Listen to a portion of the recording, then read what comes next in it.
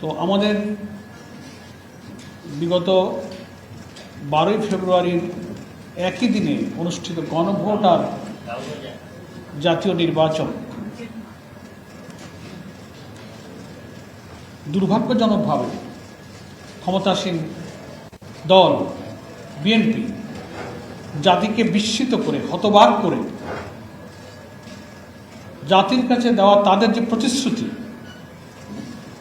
যে তারা জুলাই সনদে স্বাক্ষরকারী একটি রাজনৈতিক দল, শুধু জুলাই সনদে স্বাক্ষরকারী বললেও যথেষ্ট হবে না। 9 মাস ধরে জাতীয় ঐক্যমত্য যে কমিশন গঠিত হয়েছিল সকলের সম্মতিতে, যেটা ন্যাশনাল কনসেনসাস কমিশন, বিএনপির প্রতিনিধি পুরা টাইম সেই কমিশনের সব বিষয়ে আলোচনায় সামিল ছিল। কিভাবে জুলাই সনদে একমত হয়ে যাওয়া বিষয়গুলোকে আইনি ভিত্তি দেওয়া যাবে, গ্র্যাজুয়ালি ক্যাটেগরিক্যালি ওনারা কিন্তু সব ব্যাপারে আলোচনা করেছেন এবং একমত হয়েছে।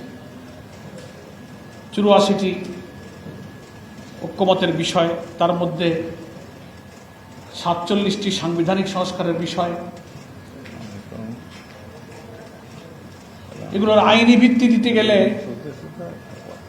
একটা প্রেসিডেন্সিয়াল অর্ডারের প্রয়োজন। জুলাই জাতীয় সনদ এর একটা প্রেসিডেন্সিয়াল অর্ডার, রাষ্ট্রপতির আদেশ প্রয়োজন। সেই আদেশ তারপরে এটা গণভোটে যাবে, সেখানে হায় জয়যুক্ত হলে সরকারের গেজেট অনুযায়ী সংবিধান সংস্কার পরিষদ গঠিত হবে, সেখানে এটা অনুমোদন হবে এবং সংশোধিত এটা সংবিধানের অংশ হিসেবে তফসিলে অন্তর্ভুক্ত হবে। কিন্তু ওই যে আমি বলেছি, হতবাক এবং বিস্মিত জাতি, জুলাই সনদে স্বাক্ষরকারী একটি দল সংবিধান সংস্কারে, রাষ্ট্রীয় কাঠামো পরিবর্তনের মৌলিক বিষয়ে ওনারা নোট অফ ডিসেন্ট দিলেন, কিন্তু গণভোটে যে 4টি প্রশ্নে জনগণ প্রায় 5 কোটি মানুষ যে ভোট দিল,